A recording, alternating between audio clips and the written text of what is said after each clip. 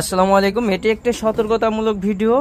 তো ইন্টারেস্টিং একটা বিষয়, যেটা হচ্ছে এই যে আপনারা দেখতে পাচ্ছেন 6 ভোল্ট সানকা, তাছাড়া এটা হচ্ছে হাই পাওয়ার।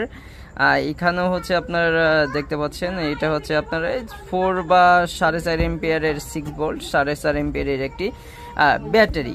তো এই ভিডিওটি অবশ্যই আপনাদের জন্য হেল্পফুল হবে। তো এখানে একটা ইন্টারেস্টিং জিনিস দেখায়, সেটা হচ্ছে এই যে দেখুন, এই জিনিসটা কি, এই জিনিসটা কি রে ভাই?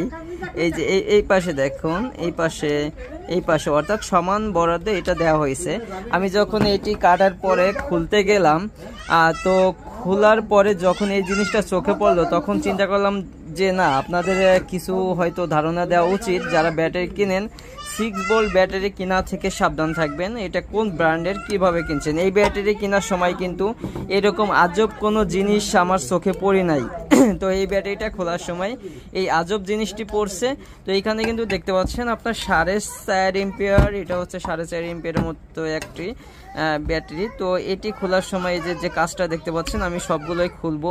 তো এই ইন্টারেস্টিং বিষয়টি কেন দেওয়া হয়েছে, মানে এই কাজটা কেন দেওয়া হয়েছে, এই মামাজির কাজটা কি? মামাজির কাজটা হচ্ছে ব্যাটারিটিকে ওয়েট বাড়ানো। আর এখানে কিন্তু এম্পিয়ার অবশ্যই লো এম্পিয়ার। এখানে যে 4.5 এম্পিয়ার দেওয়া আছে, সে কোনো দিনও হয়তো বা সর্বোচ্চ 1.5 এম্পিয়ার 2 এম্পিয়ার থাকতে পারে। তো আপনারা একই ব্যাটারি কিনেন, দেখা যাচ্ছে যে না, এই ব্যাটারিতে হচ্ছে আপনার 4-5 ঘন্টা চার্জ থাকে, এটা 1-1.5 ঘন্টা 2 ঘন্টা চার্জ থাকে। কেন ভাই? চার্জ না থাকার কারণ এই যে এটাই, একমাত্রই কারণ এটা। তো চলুন এটি ফটাফট করে বের করে ফেলে, তারপর আপনাদের দেখাই।